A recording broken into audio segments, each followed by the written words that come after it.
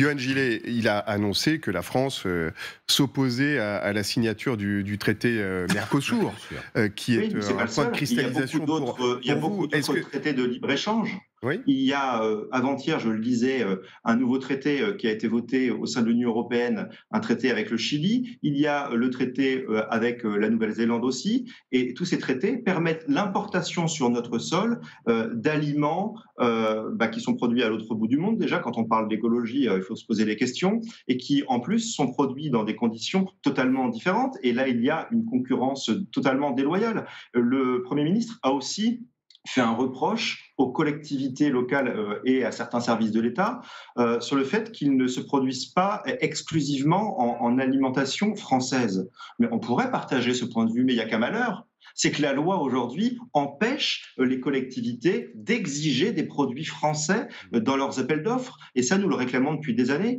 Donc il y a un deux poids deux mesures de la part du Premier ministre qui semble occulter certaines réalités qui visiblement le mettent en difficulté parce que la réalité, c'est quoi? C'est qu'il est Premier ministre d'Emmanuel Macron, qu'Emmanuel Macron est au pouvoir depuis 7 ans et que les agriculteurs ne se sont jamais aussi mal portés que depuis 7 ans.